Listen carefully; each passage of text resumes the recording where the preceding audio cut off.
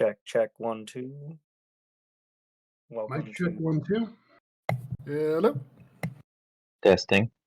Testing. welcome to D&D After Dark.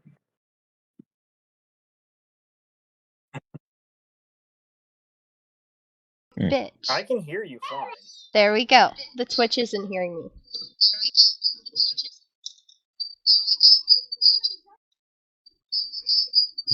Okay, I need to fix that real quick.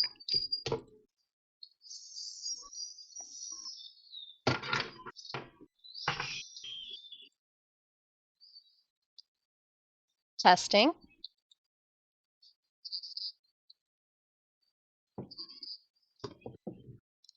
Okay, everyone else talk real quick.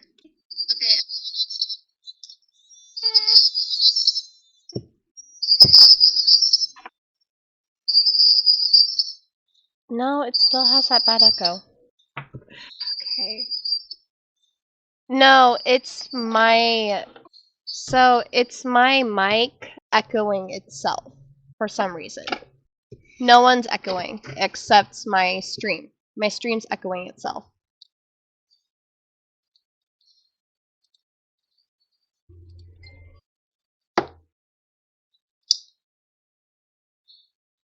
Okay.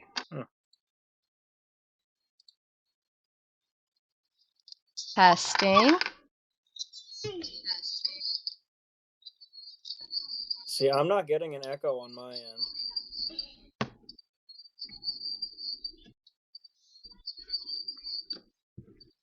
It could be that the stream is picking it up from more than one audio source, or it could be that because she has the stream up on her computer, it's picking up from itself. No, it's not on my computer. It's on my phone is the thing.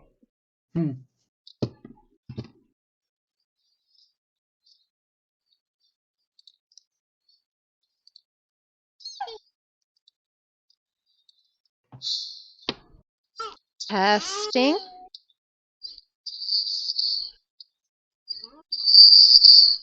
You're clear on my end.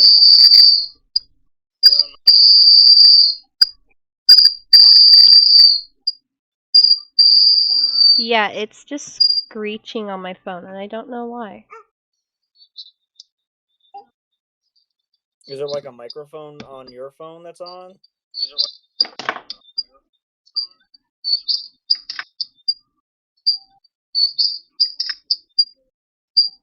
So you don't hear the squeaking at all, the high pitch on your stream? Nope. Okay, so it could be just my phone. We will just roll with this then, without me watching the Twitch stream. Because that's what I was hearing on my end. You have the Twitch stream up there, not Latch? The actual stream itself? Yeah. No, I don't have Twitch. I don't have Twitch. Oh, okay. On. I need to know how the Twitch stream is. Hold on just a second. We're going to fiddle with this for another minute, but after that, we're just going to roll with what we got, because this is, okay. You know, it's getting kind of late. But I'm going to check something here. Twitch. So, Twitch TV. And your stream is Purgatory Corner, right? Yes. Purgatory Corner is live.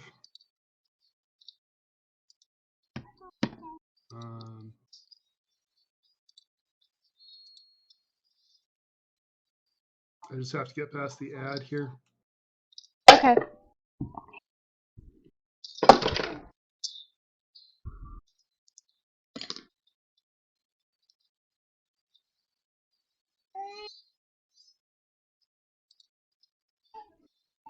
Really long ad for some reason. Okay. Go ahead and say something, Ellie. Hello?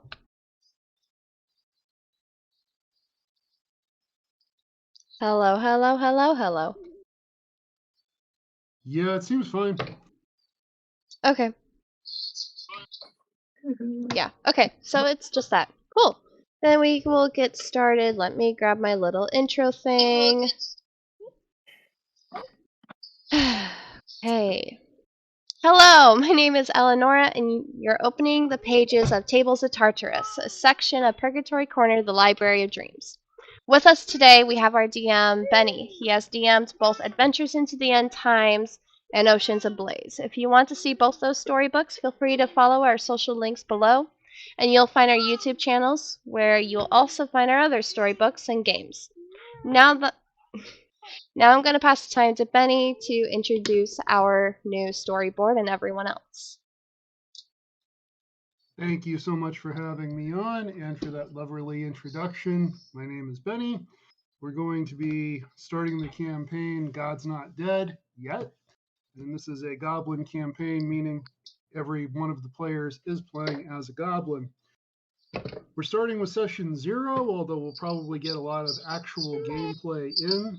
And for anyone who's not familiar, the purpose of session 0 is that in the interest of having a comfortable, safe space where all of the players can be comfortable and, be their truest selves and have the best gaming experience, it's nice to have a little bit of a conversation before you start the campaign about your house rules, about what you do or don't want to be included in the campaign, anything that would ruin somebody's experience, so we can not do that.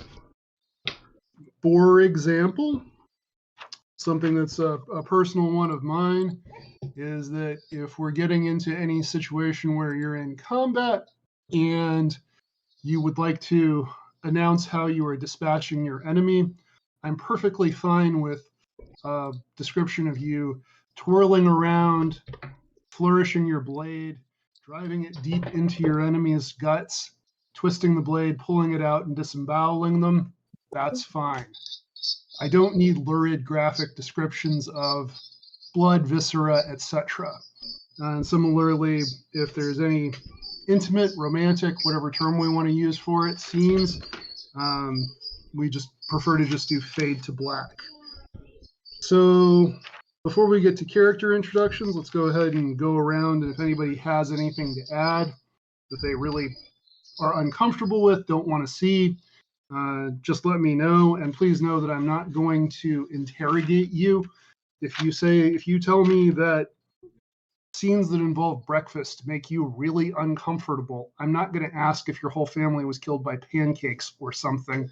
I'll just know, okay, we're skipping any scenes that might involve that. So, Mimics are real. Exactly. So we'll start with Claus. Anything you want to add to stuff that you would like to be off the table? No, I'm good. Okay. And next we'll go with Notlatch. I can't say I've ever had anything come up so far that's been like a big objection other than what you've already discussed. So. Okay. Mara, what's your character's name? Erev, is it? Yes, Erev. Okay, Erev, anything for you? Nope, I'm good. Okay. And Kloshki, aka Eleonora. Everything's fine on my end. Okay. If that changes, if we broach any subject that does make you uncomfortable, you have a couple of options. One of them is you can just, if you want to, in the middle of the game, say, hey, time out. This is going a direction I'm not comfortable with. We will hand wave it, move past it, do whatever. Additionally, if you're not comfortable bringing it up during the session, you're always welcome to either DM me directly or bring it up in the chat, and we will we'll resolve it off screen, as it were. The next item on the agenda for this is going to be any sort of deviation from the rules that's important to you. I have a couple of them. One of them is that, especially in combat, whose ever turn it is, that's generally the only person I want to be hearing from. So if it's not Latch's turn, that's not a good time for Claus to say, oh, if you hold your action for my turn, I can Bardic Inspiration, da-da-da-da-da. Only because now we're breaking up the flow of combat, and we're getting into a situation where it just brings everything to a halt. Similarly, if there's any question about any rule during gameplay, if you know the rule chapter and verse and can quote it right away, that's perfectly fine. Otherwise, I'm just going to make a call in the moment. And if it turns out I was wrong, you're welcome to, again, let me know after the stream. And it's for the same purpose. I just want to keep everything moving, because if we start stopping to spend 20 minutes litigating the player's handbook, it can, again, bring the action to a grinding halt. And finally, if we're out of combat, I may periodically call on you if you're really quiet and just ask, are you interacting with this situation? What are you doing? And if the answer is that you and your character are just vibing, that's perfectly fine. Don't feel like me calling on you is me calling you out or having a problem with you being quiet. I just don't want anybody to be forgotten, anybody to, not get their moment. Does anybody have anything they wanted to add to any of the stuff I just said?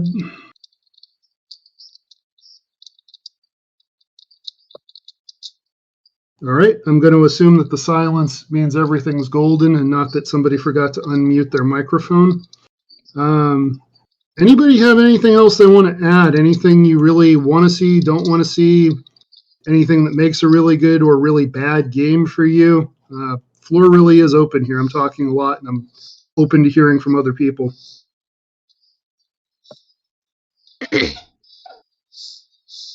I mean, past couple of campaigns, if something were to have happened, I think we would have brought that up. That's for sure. Yeah, everything's good on my end.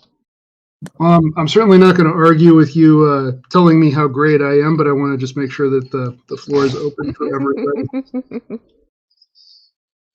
But I do appreciate you saying that, because the silence of somebody who's perfectly content with how things are going and the silence of somebody who's thinking, I never want to play at this table again, are often exactly the same. So that's why I go so far out of my way to give people a chance to, to say something. All right, well, that went pretty smoothly. I guess we'll go ahead and get to the character introductions. And I guess what we'll start with is everyone's a level 1 goblin, so that part's simple enough. But if you want to tell us a little bit about your character, what class you chose for them, and not necessarily their whole life story, but just a couple of sentences about who they are and why they're ready to join this merry band of adventurers whenever adventure comes calling. I think we'll go in the reverse order as before, which I believe means we start with Klazki. So Klazki is a simple, kind of Aladdin personality rogue thief goblin. Well, eventually subclass thief. And she's protective of her siblings, and there's not much she won't do if it'll help her siblings, especially stealing food is like the most common thing she'll do, or doing little bounty jobs or what have you. And she's very protective of her siblings. But she lost her parents not that long ago to a disease, so she took it upon herself to be kind of the protector and scary dog of the group. Okay. So, yeah, that's Klazki. Okay, so we've got a rogue with the mandatory dead parents. That's great. Arif.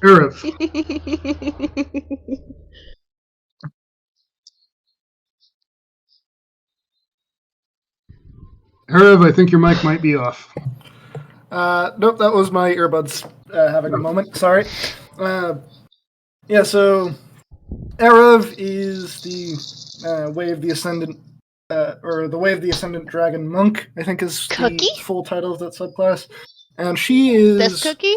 very much the kind of person who just you wanna kind try of it? questions everything and believes what she can see. She's not an especially Hold on. spiritual person, and she's much more likely to stand up for those who are saying, here is the evidence that I can do the thing, now trust me, than she is just to believe anyone based on their word alone. Okay. And Erev is a monk. Did Erev spend some time away from the goblin community in the swamp to learn her monk ways, or did she pick that up while living in the swamp? She sort of picked it up while living in the swamp, not really having any weapons per se that she had the time to get really good with, and so she basically learned how to punch things and hit things with sticks really, really well. Fair enough. All right, that's going to bring us to Notlatch.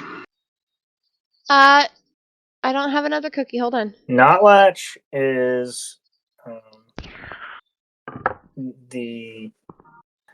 gonna say probably the youngest of the group, and he's small even for a goblin. Like, it stands out that he stands shorter than everybody else. He's gonna be a rogue progressing into.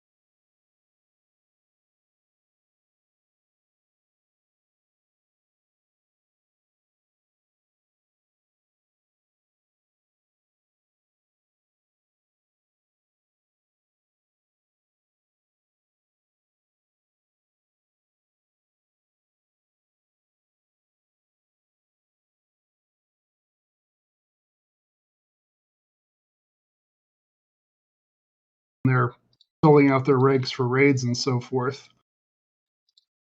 The social structure of the swamp is usually whoever can get a few people to follow them, whether that be for a raid, whether that be to look for berries, anything you're trying to do, is who's in charge of that group for that moment, but there's not a set hierarchical structure.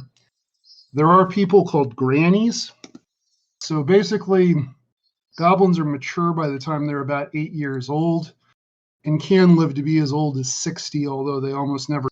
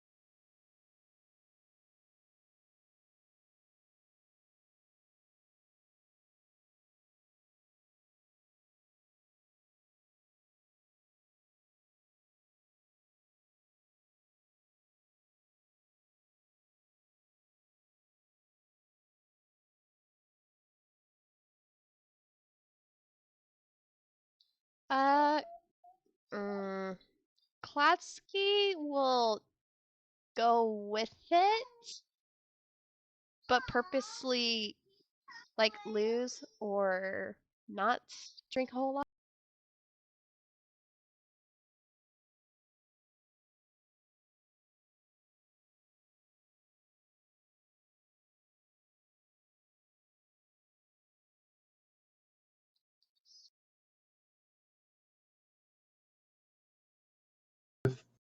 Stagnant swamp water and with other ingredients that you probably don't want to dwell on. So you've got a couple of options for how you want to handle this. You can take a drink and just make a constitution saving throw and hope you beat or make more saves than the other goblin. You can kind of mime drinking it, pretend to drink it, make a performance check and see if you're fooling anybody. Or you can just take a drink and essentially fake being sauced off of your first sip. It's completely up to you what you want to do.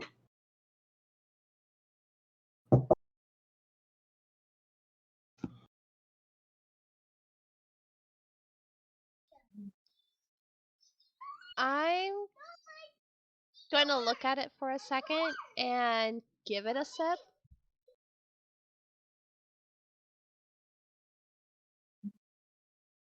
Okay, so are you giving it a sip as in just testing it to see if you think this is something you can she's handle? gonna just drink it. Sorry, the kids are fighting in the background. They do that. Okay, so go ahead and make a constitution save.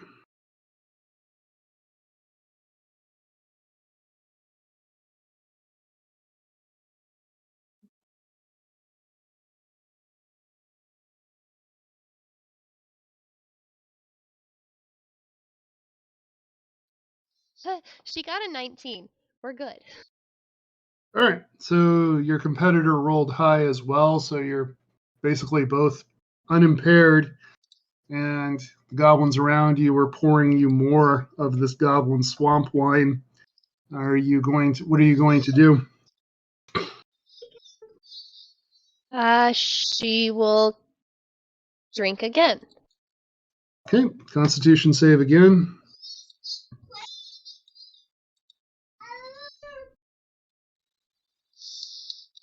15? 15 beats it. The goblin you're drinking against seems fine for a moment, and then you notice this person just visibly sway, but they're still up. And once again, drinks are poured for the two of you. So what do you do? She's feeling cocky, so she will continue to drink. Okay, go ahead and make your save.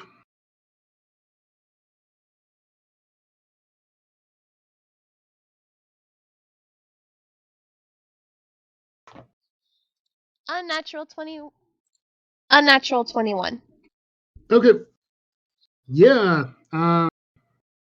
So you're really starting to appreciate how vile this beverage is going down, but you remain unimpaired. Your opponent in this is not nearly so lucky. He sways for a minute and then just kind of abruptly sits down, and the goblins around you break out in applause and cheering. Now, Notlatch, on your way back,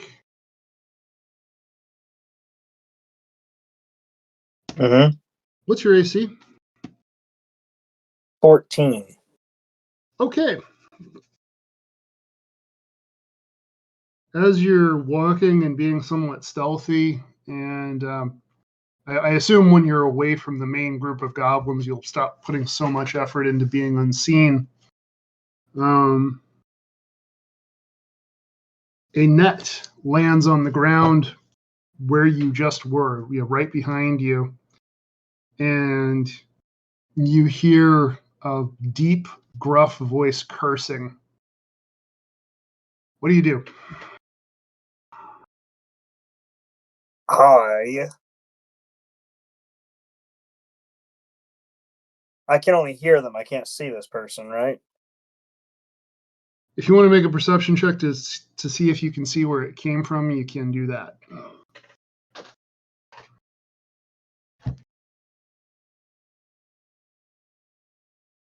Decent. 19. Yeah, it was a bugbear that just threw a net at you. Oh shit. And I am going to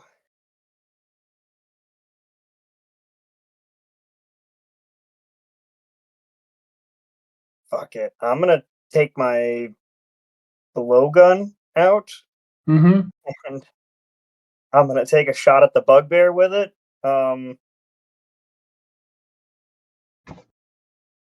Yeah, I haven't had time to coat anything in poison, so this will just be a regular dart. Okay. Go ahead and make your attack roll.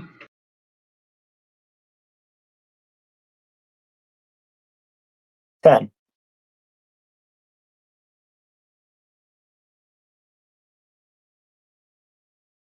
Yeah, it's a 10 to hit. Okay, 10 does not hit. I had a Bugbear, feeling. Yeah, I'm going to use my bonus action to disengage just in case I'm close enough. Oh, wait, no. I'm not close enough for I'm not close enough to him for him to take a swing at me, am I? You are not. He's about 20 feet away. Oh, I'm going to take off as fast as my little legs can carry me. So are you going back to the group, or are you trying to make your way back home?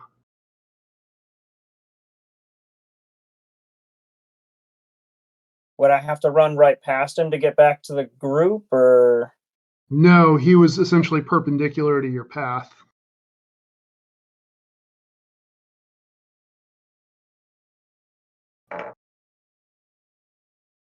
I'd be better off making my way back to the group. Okay, and when you make your way back to the group, are you shouting a warning, or what are you doing? Oh, I am. Yeah, I'm definitely I'm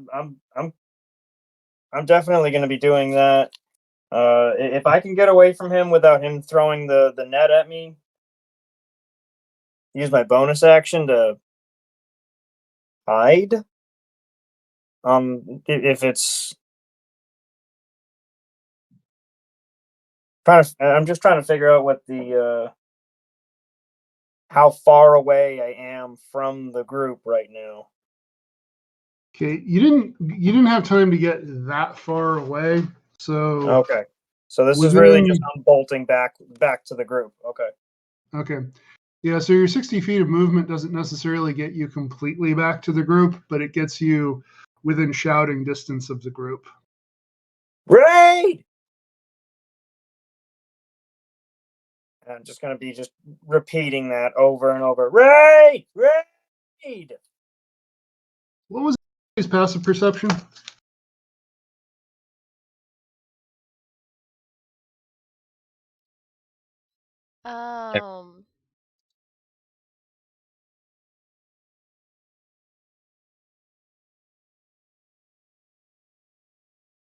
Mine's Class 13. keys is 15. 13. What's our revs? Mine is 14. Okay. So it's a little bit hard to hear over the noise, but class key, even over the noise of the goblin crowd, you do hear your brother shouting. And before you can really gather yourself to react to that or to process what that means, you hear another much more disturbing sound, which is the low blare of a hobgoblin war horn. And everybody in the crowd recognizes what that means, and they all abruptly scatter with a great deal of panic.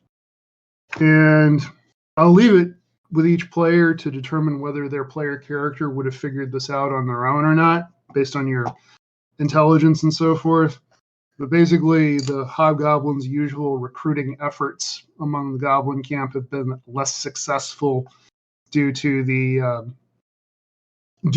withering disease. So what's happening now is that they're resorting to more forceful tactics, and specifically to the north of you, there's a line of bugbears emerging from the trees with nets, and some of them are already snaring goblins. And then to the south is a group of hobgoblins who seem to be essentially running the goblins toward the bugbears. And actually, tell me if you all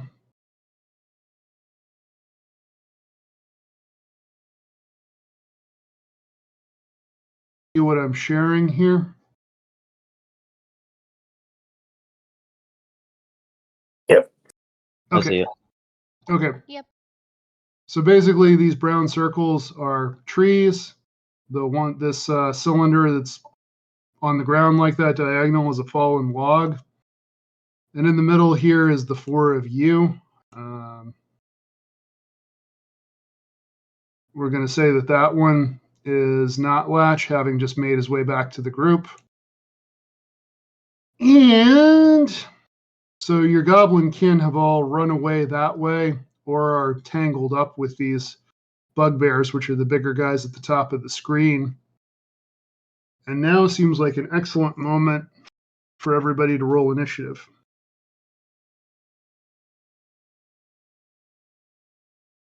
Oh boy. Internally, I'm saying fuck. My dice are mad at me, I think. Got a 14. Okay. Klasky, what did you say your initiative was? 14. Okay. Klaus, what's your initiative? 10. Okay. Wait, did you ask for my initiative or? Yes. Okay, yeah, 14. And not Latch, what's your initiative? 6. Oh, sweet baby brother. I mean, he did just get ambushed by a bugbear and he's running back to the group screaming, so it makes sense that he would be last. I'm going to go ahead and make an executive decision that Klasky is going to be the one who goes first. So, Klasky, what you doing? Yeah, she's going to immediately go for her brother the best she can while holding her action of anyone that lunges at him. Okay. So basically, we'll say this red character with the black hair is you, and you're moving over to where Notlatch is, and you've got a held action to attack anything that comes close to Notlatch. And Arev, you're next. You are this character. What are you doing?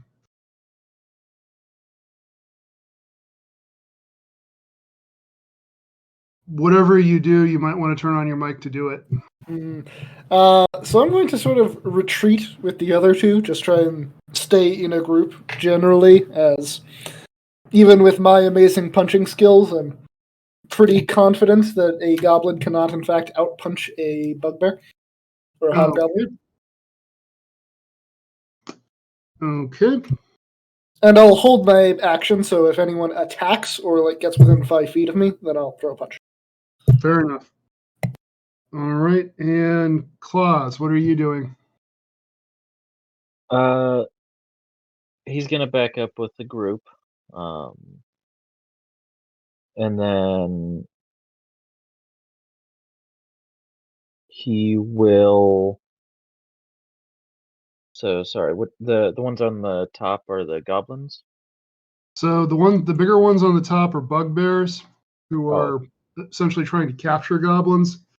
I don't have a great way to show it, but some of them are already tangled up with goblins they're trying to capture. And then the ones on the bottom are hobgoblins who are sort of herding the goblins toward the bugbears. Okay. I will probably just vicious mockery, the nearest one. Okay, so that's going to be that bugbear. You said vicious mockery, so he rolls a wisdom saving throw if memory serves. What's the DC? It is 14. He failed. Roll up the damage, please.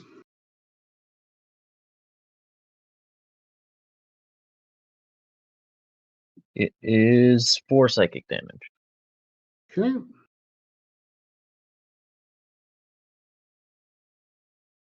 Anything in particular your character says as they do the vicious mockery, or no? Let's see, it's a bugbear, so back off, you smelly ape. Okay. Workshop that. All right.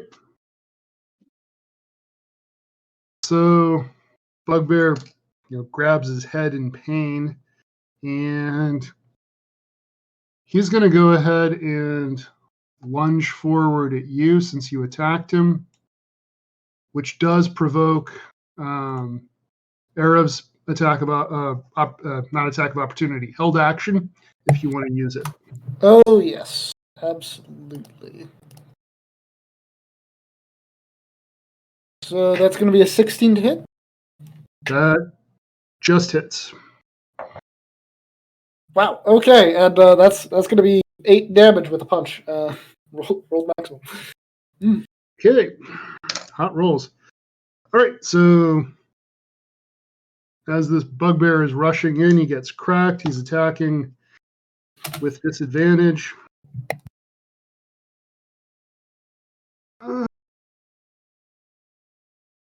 And I'm sure that does not hit your AC.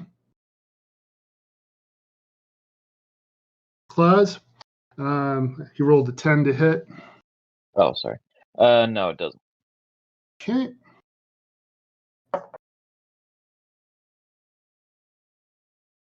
All right, so this hobgoblin is going to advance, and he's not actually taking any hostile action. He's just shouting at you, join us. You're brave. You're holding your ground. You're so much braver and better than these other goblins here. You could be our lieutenants.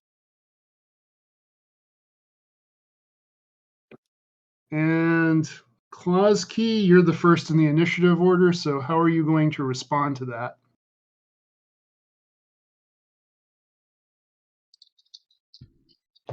She's not even caring of their existence right now. She's just gonna look at them with her dagger ready. It's like, I have bigger things to deal with right now. You back your green ass off, okay? Can't you see there's owlbears over there? How about you go kill those owlbears and then you can talk to me? Make a deception check, please. Teehee. Hopefully this works. Please work. Please work in my favor.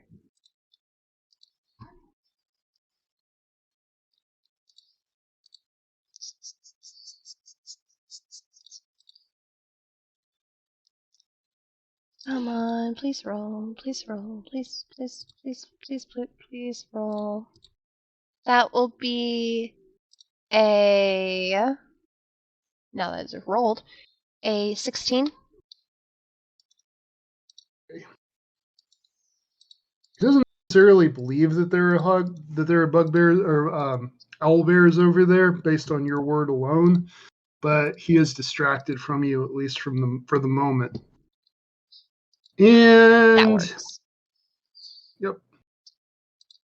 Due to his being distracted, Arif, you can do you got a couple of options here. If you want to continue sparring with that bugbear, you can. Or if you want to try to take a crack at this hobgoblin while he's distracted, you can do that as well. It is up to you. I'm going to take another crack at the guy. Which one?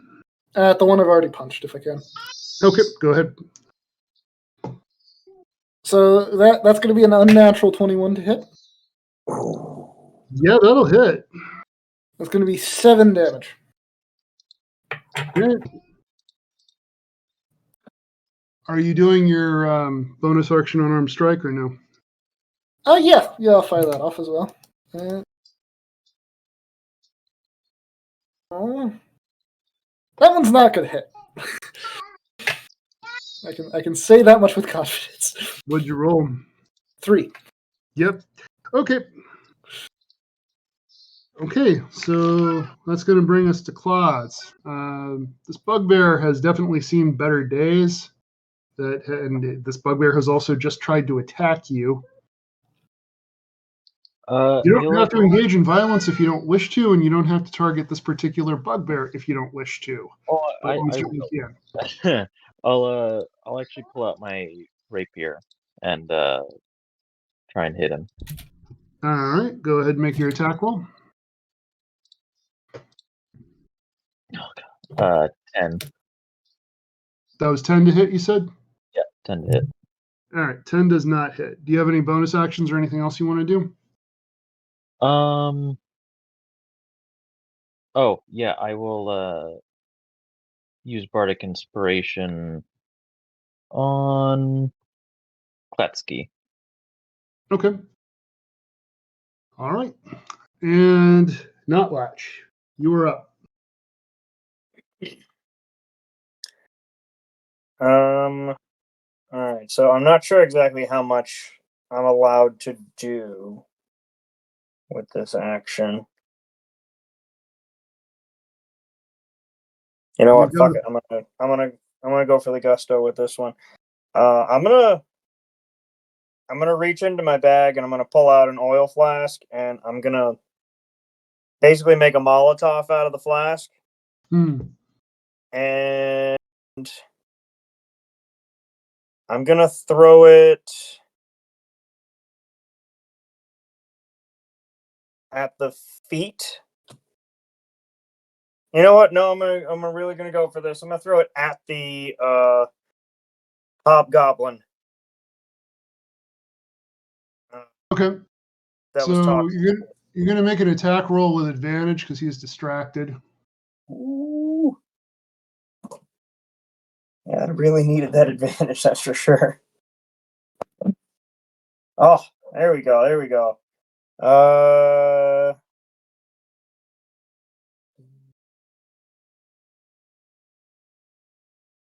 It's a 17 on the dice. Yeah, it's definitely gonna hit. Roll up the damage. It actually does. There's actually no rolled damage. It breaks on impact, and it coats him in now burning oil, and he takes 5 fire damage and until he takes the time to wipe it off. Okay. So he is on fire, and I'm going to use my bonus action to hide behind that tree. Okay. But not before I very bravely quip to him, you go your mother. Yeah. I'm going to try and be very oh Jesus Christ. That's a 14 to hide. Okay. Well, the hobgoblin's definitely not paying much attention to trying to perceive where you're going because he's on fire, so he's a little distracted by that. All right, so this bugbear is pretty much deciding that he's had enough of tangling up with Monk and Friend over here, so he's going to try to move away, provoking opportunity attacks from Erev and from Klaus if you want them. I will take that. So. All right.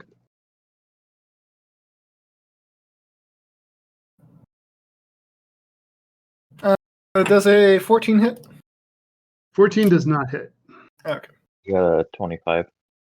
25 definitely hits. With 7 damage. How would you like to finish off this retreating bugbear? As he's running away, I just kind of point my rapier at him and stab right through his neck as he runs away. Okay. All right, so you do that. He drops, and so that guy is down. This guy is going to take the time to put out the fire that's on him. Seeing his bugbear friend all down, he is going to pretty quickly retreat. And it's at this point that the rest of this group seem to lose their nerve and just kind of melt away back into the swamp. They've probably captured a few goblins, but it's not that they couldn't take you, it's that they weren't expecting to be fighting to the death on this adventure. They were expecting to snag up a few weak little goblins, as opposed to seeing one of their own number badly burned and another one dropped. They may or may not have snagged a few of your neighbors, your kinfolk, whatever you want to call them. So the question is, would you like to pursue, or would you like to let them go?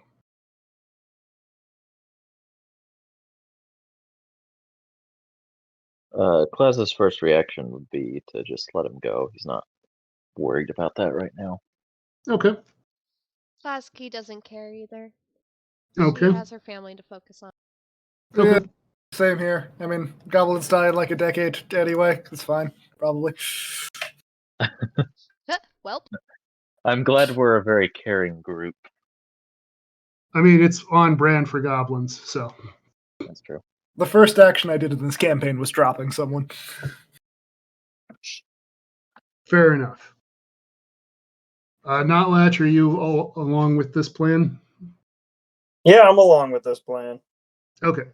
I'm just kind of hiding behind that tree, like, what the fuck just happened? well, it looks like our group got attacked by some owlbears again because they're trying to clear us out again, you know? But it's nothing to worry about. I mean, seems like Claus got his hands dirty again for once, which I'm quite surprised. I'll have you know, I got my hands very dirty last night at the tavern. I don't need to know about that. Actually, don't need to know any of that information, truly. So, I have What to do you ask, need? would Klaus be dressed in the sort of, rags and improvised attire of a goblin, or is he dressed in more of the kind of finery you would associate with city folk, since that's who he's been among? Honestly, yeah, he's probably in nicer clothes than pretty much anyone else around. Okay. It's not going to really affect Ben. anything. I was just curious. Yeah. Okay. So with the bugbears and hobgoblins in retreat, the festival doesn't really get going again. The mood has kind of been broken, but the other goblins in the swamp are aware of what you did, and it's made pretty immediately clear that everybody, at least for this moment, at least for this night, everybody absolutely loves you. So if you want some food, if you want a drink, if you want attention of any kind, you are not going to struggle to get it. Come the next day, there's... Actually, I got to ask, since Erev isn't really a member of the family that the rest are a part of, what's your living arrangement like? Do you have your own little hovel all to yourself, or are you with a different group? What do you picture your living arrangement being? Arab is kind of a survivalist type. They don't really have one specific home. They can kind of just make shelter wherever they need to for the night. So Okay. So it's going to happen separately for the family and then for Arab, but the same thing is going to happen for both groups, which is that in the morning, not particularly early, you're going to be met by a goblin who is going to approach and notify you that Granny Grog wants to speak with you. Granny Grog is by far the oldest granny in the swamp. People aren't even really sure how old she is, and she is the most respected person in the swamp.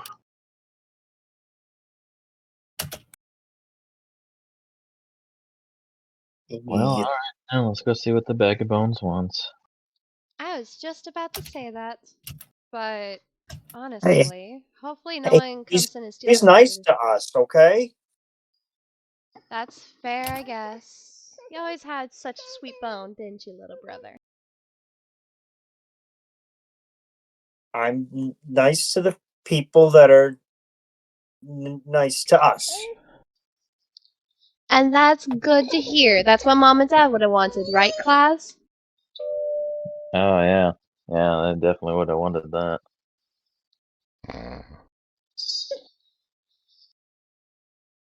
Arav, are you acquiescing to this as the others are, or are you putting up any argument? no, I'm totally willing to do that. Okay. So you all are led to a place at the heart of the swamp where, atypically for a goblin, Granny Grog lives in an actual built hut. So most of the goblins live in either not necessarily holes in the ground, but more like dugout houses. Like maybe it was a hole, but it's been, expanded and made more livable. Or they live in lean-tos, or they live in the trees. But this is an actual constructed hut with 4 distinct walls and a distinct roof and everything amid the swamp. And it's large and luxurious by goblin standards. You're seen in and seated on the floor near a hearth with a warm and comfortable fire. The place smells of cooking meats, and there are a lot of goblin kids running around, just playing and fighting with each other and just doing all of the stuff kids do. And seated at the opposite side of the hearth is this very old goblin woman with a few strands of gray hair streaming down off of her head.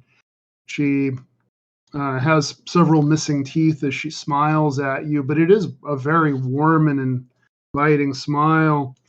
And she's going to say, "Welcome. You were very brave last night, I've heard." I mean, it's what you gotta do to protect your family, from a bunch of hungry, fuzzy bears, It's not that special. And, well, I mean, the food and praises were quite nice.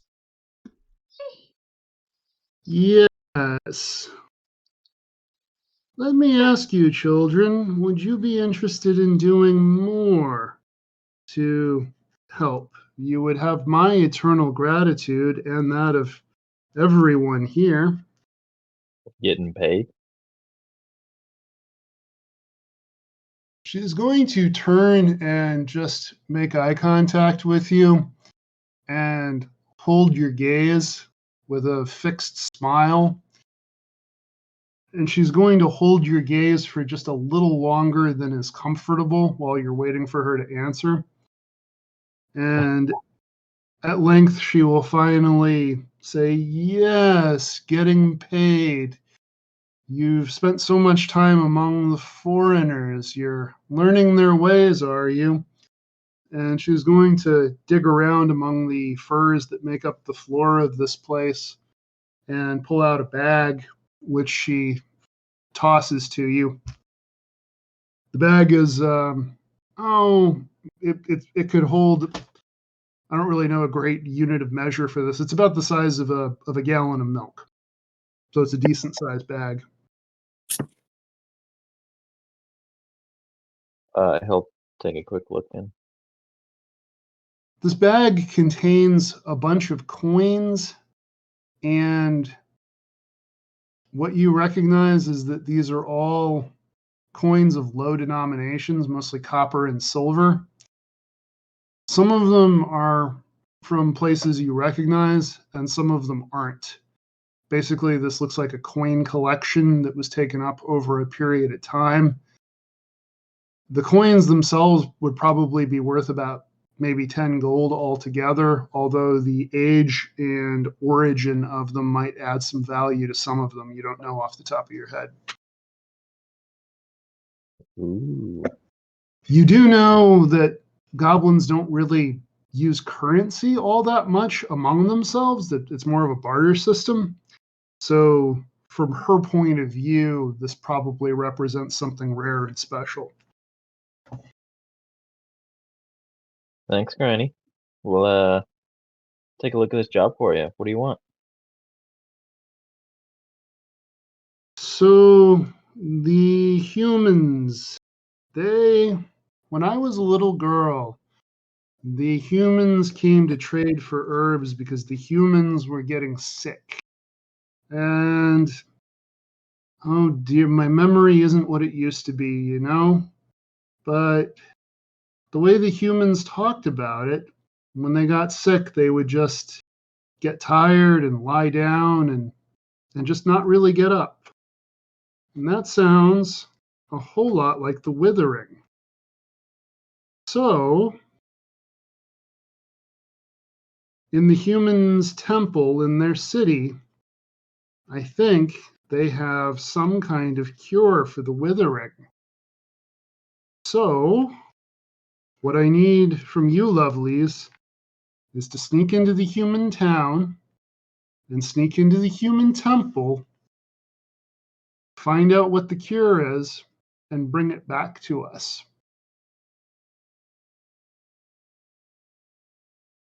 Well, I think we can do that. I mean, I'm a little sneaky. My siblings are more so. I mean,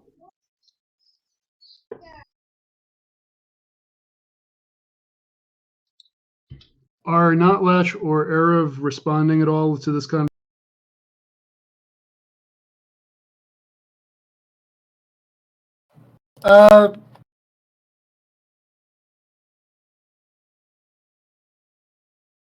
Yeah, that would be that would be a lot faster than what I'm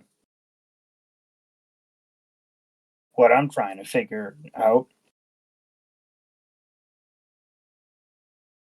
You really think they've got one,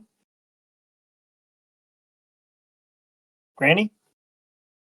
She's going to ponder.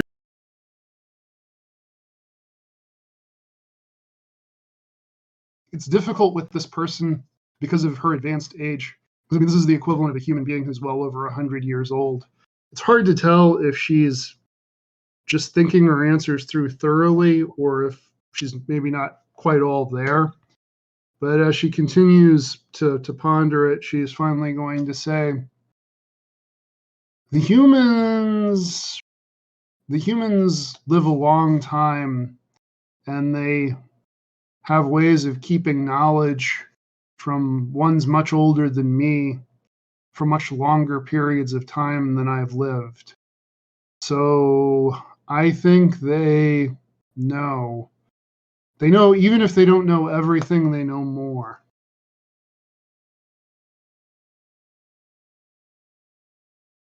So we're looking for a book.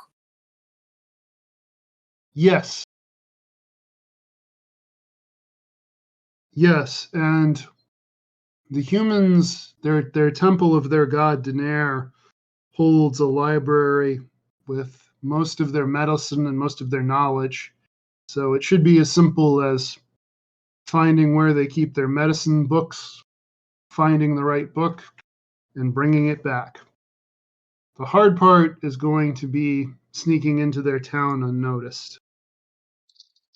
I mean, that seems like the easy part other than trying to find a book. I'm surprised they even use one. Actually, they're human, I guess. Bit boring considering. Yeah, but easy enough, Granny. Honest. So Oh, no. she's going Alright. to very warmly lean over and just pat you on the hand. And keep in mind, for all you know, this person could be one of your ancestors. But it's a very warm, familial gesture. Klaus, I did not mean to interrupt you just now. What were you saying? I he just made a comment about humans having better parties. That comment, even from the little kids in the hut, there's kind of a pause and everybody stares at you. And you just get the sense that didn't go over especially well. But she does not, Granny Grog doesn't really say anything in response.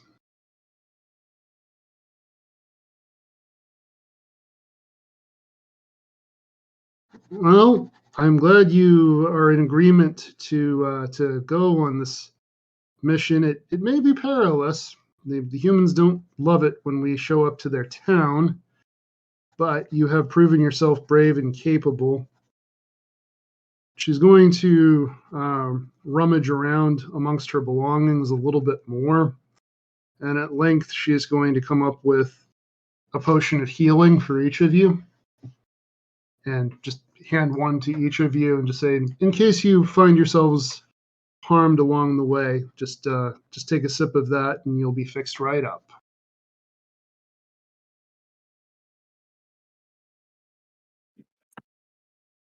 Oh, thanks, Granny. She's going to raise an eyebrow, and in both a tone and with a quickness that has not been consistent with her otherwise slow and deliberate demeanor, she's going to say, "Are you sure the humans don't do this better too?" Oh, I think she got you there.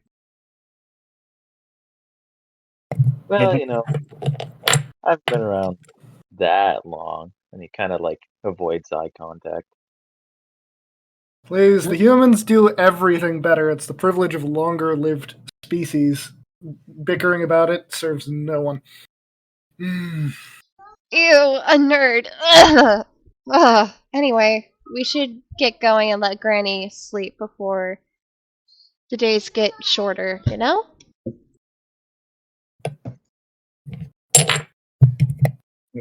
Maybe we can leave right now. Well, I got nothing better to do. Not like we have a lot of packing up to do. I mean, that's true. It's mostly food, and we have what's on our backs, so it's easy enough. All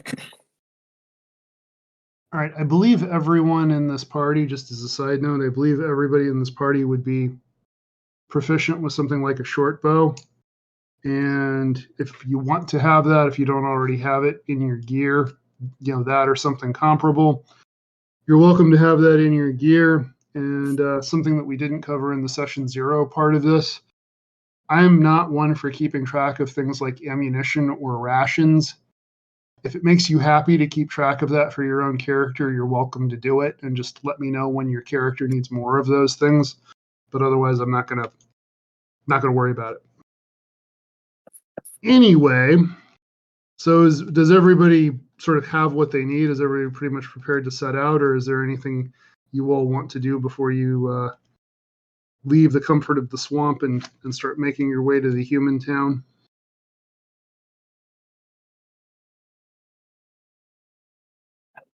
I'd say we've got what we need, right, guys? Ready whenever you are. Other than, I think, your lack of confidence, little brother, but I think we're all good. I'm ready to go. It's just a speech impediment. And an I'll be adorable fine. one, too. Thank you. It can help you get some ladies, if you ever are interested. After we go to one of those parties. Klasky punches Claus's shoulder. Ow, what was that for? He's just a baby. I I don't. am a full 10 years old, thank you. And I may only be 2 feet 7.5 inches, but I'm a big boy. Of course you are, buddy. You really are the greatest, most handsome goblin ever. The ladies won't be able to get their eyes off of you. They'll choose you over Claus, I'm sure. That baby face ain't enough to beat this handsome mug. Thank you very much.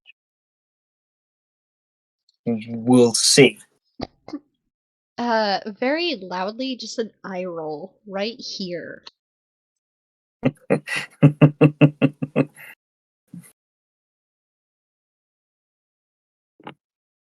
Arav, I know your character pursues a generally more ascetic and philosophical lifestyle and isn't necessarily super well acquainted with this family that you've found yourself thrown in with. Are you having any reaction to this conversation, or does your character even feel any particular way about it, even if they don't say anything? I mean, Arav doesn't especially care about the family drama necessarily. Not yet, anyway. All right. That's fair. So as you make your way out of the swamp, it's a pretty pleasant and bright day, and the swampland gives way to some forested grasslands. Now, ahead, the country ahead of you is kind of rolling grassland. There are some shepherds who herd their flocks, but there are also fortified guard towers at the tops of some of the hills. And the guard towers are very much there due to the presence of a goblin swamp in the area. And you all are well aware that a party of goblins traveling toward their town is potentially not going to be well received. So, how do you want to get past that?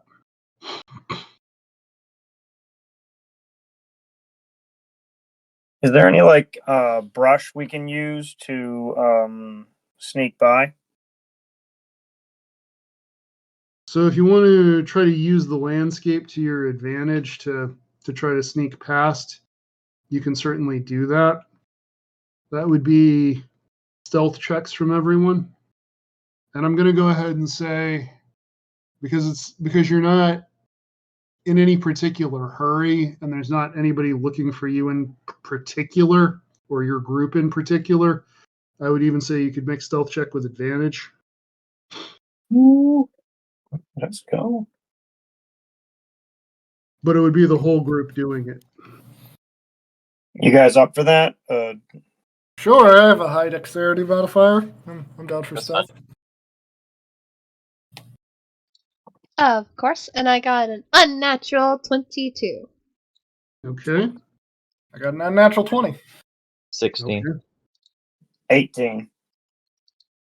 Okay, so the three of you who have been living in the swamp are rather concerned that Klaus's finery might be giving him away.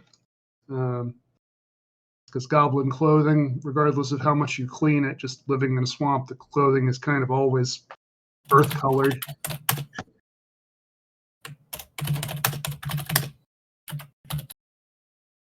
Yeah, as you're making your way along, things proceed pretty well for a time, but as you're passing by one of the towers, a couple of armed men emerge, and one of them makes eye contact with you, Klaus. It's you there.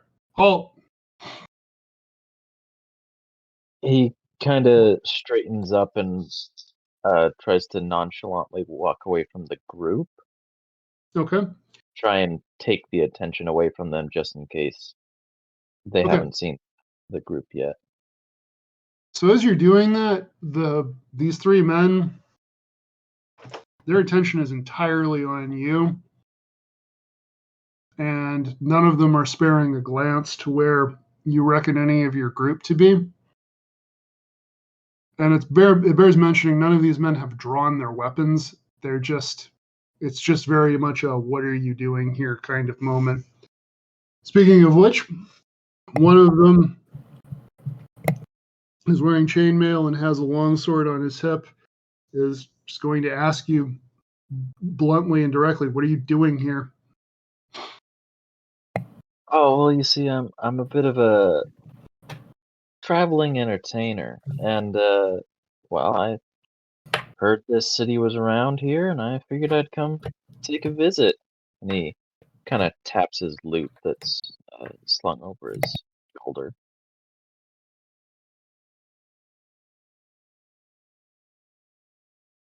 So one of the men who is with the one who spoke is going to say, "Well, one goblin. It doesn't not exactly a goblin horde set to raid the city." And Klaus, if you could go ahead and make a deception check. I can do that.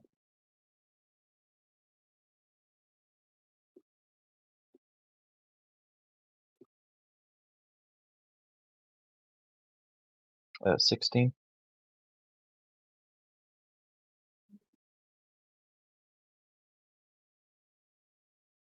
The one with the sword is continuing to eye you suspiciously, but his stance softens a little bit. And I know your character is carrying a rapier. Is it right on your hip, or is it bundled among your things? How would you have that weapon? Realistically, it's probably on his hip.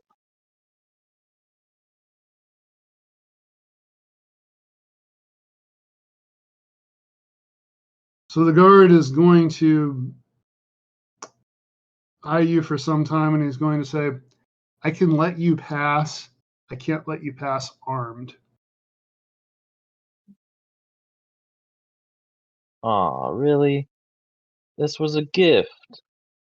I really have to give it up?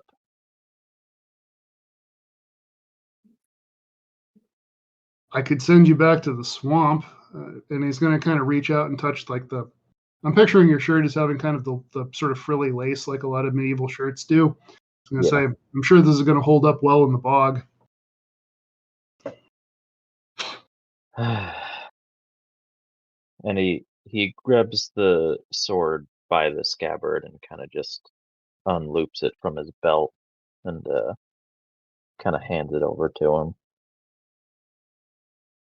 I want that back when I leave. I'll remember you. I want it back when I leave.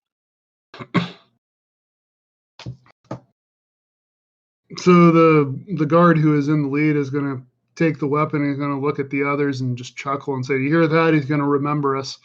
Better make sure to keep this in a safe place." And he's going to very nonchalantly toss it to one of the other guards. And then he's going to, as he's walking away over his shoulder, he's going to say, "Just stay out of trouble, especially now that you don't have any way to protect yourself." Will do. And he kind of just starts walking, I guess. Okay. Is the rest of the group doing anything, or they're just silently following along?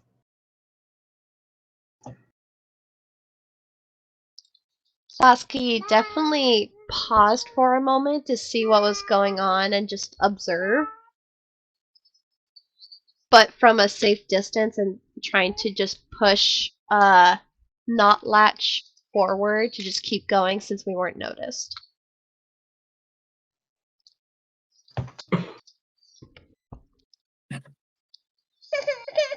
Not Latch is resisting a little bit, but he knows that it's probably for the best. Okay. So as you all make your way closer to the town, the grassland gives way to farmland. It does get a little bit harder to make your way unseen, but Yeah. since Mm. you all There you go. rolled so well on your stealth, I'm going to say you manage it. You're able to move between cover and so on. It's getting to be. What's that? Okay. Nothing. By the time you actually reach the town itself, it's getting to be toward dusk, and they're closing the gates for the day. So the next task for the party is going to be to figure out how you make your way into the town, because you'll either have to find a way for 4 goblins to talk their way past the guards to get in, or you'll have to figure out how to get over a wall that's between, depending on which goblin it is, anywhere between 4 and 6 times as tall as any of you.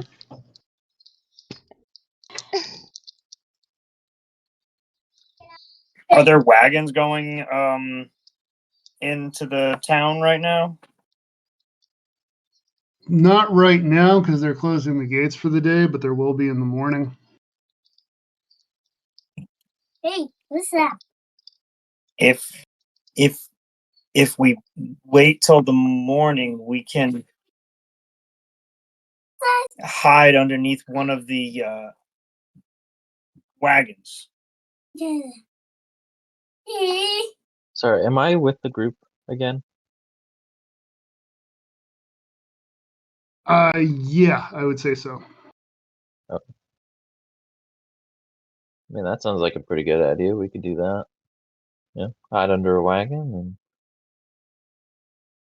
slide right in.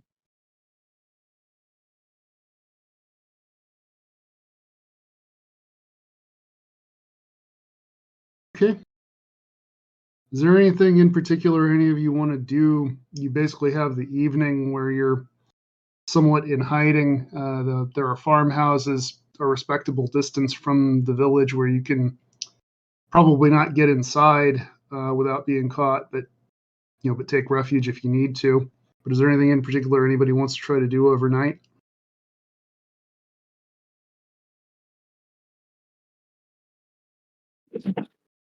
I'm gonna hand Claz one of the daggers that I carry with me. Sorry about your sword. I barely use it anyway. But thanks, I'll take this. He just puts it on his belt in more of a kind of under his bag, so it's not very visible. Okay, so you're basically concealing the weapon rather than having it openly on your hip. Yeah. Okay. Well, you make it through the night pretty uneventfully, and when the morning comes, the normal traffic into the city begins, and it's mostly just farmers either coming into town to buy stuff they need or going into town to sell stuff they have, like eggs or meat or whatever. How are you going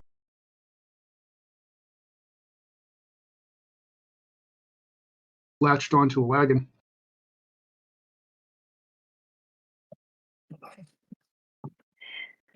I know it's going to sound dangerous, but if we wait till just the right moment, we can roll out from the bushes and jump up under the wagon. Well, I could always make a distraction. I got a few magic tricks up my sleeve. Yeah?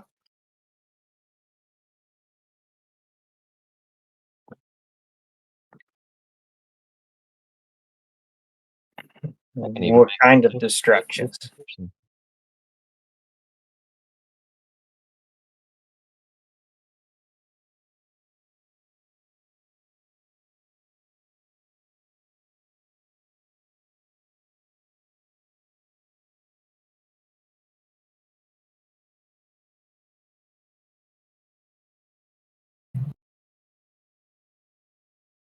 Well, I could, be a gnome, I guess. But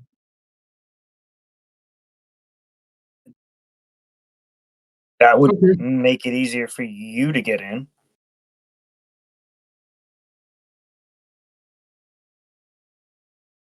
well, I'm just saying I could distract a wagon, look like a human, maybe ask for just a ride into town, and while I'm talking to him, slip into the wagon. That's a better idea. Yeah.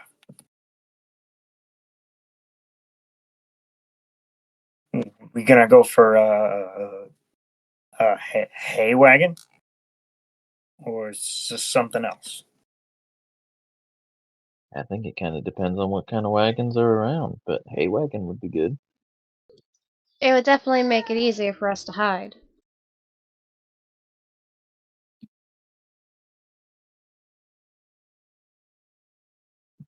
All right then, we'll look for a hay wagon.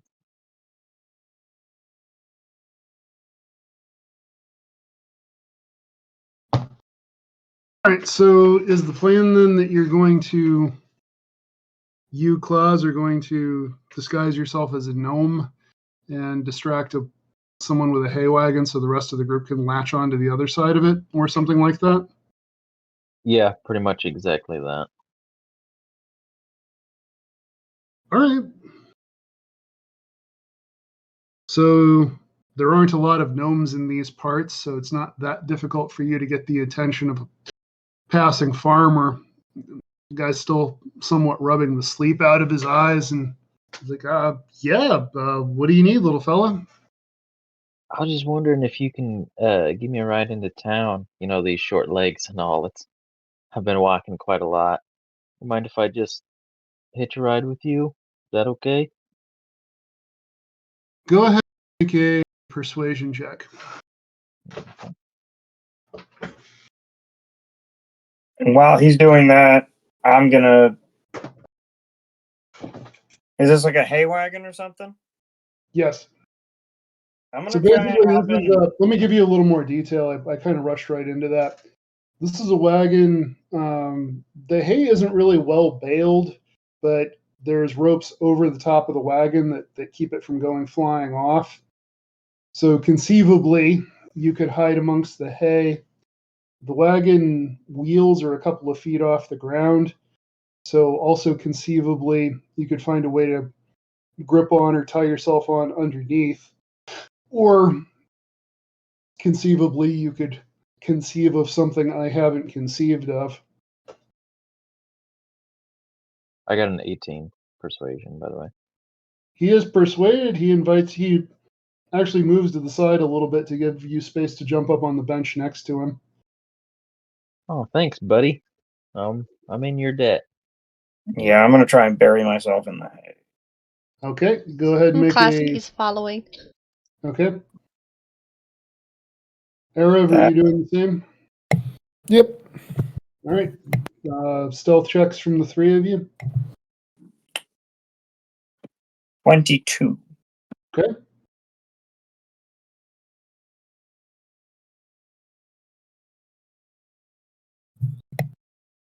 That's going to be a natural 20 from me.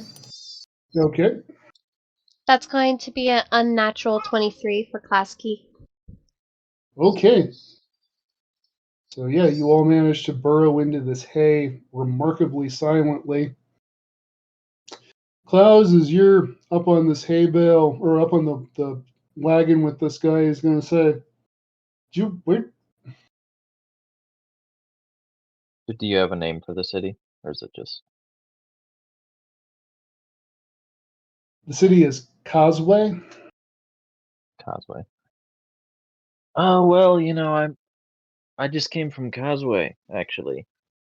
Got some family over there, but I wanted to explore. I'm a bit of an explorer, you might say. Go ahead and make a deception check with advantage.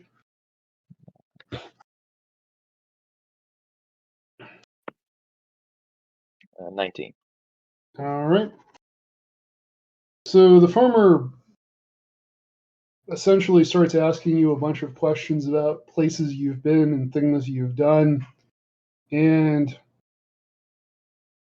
you get the sense that he's not necessarily interested in the truth of it as much as he's interested in hearing a story. So I'm not going to have you roll any more checks against it, because it's not even a question of whether he believes what you're telling him. It's just as long as whatever you're telling him is a story, he's happy. Okay. And while that's going on, the wagon is slowly making its way along the line of people and vehicles entering the city. And from the guards' perspective, they see a gnome and a human farmer with a hay wagon entering the city. So they don't stop him or try to interrogate or anything like that. They just wave you on through. And with that, the party has successfully infiltrated this human town that you were trying to infiltrate.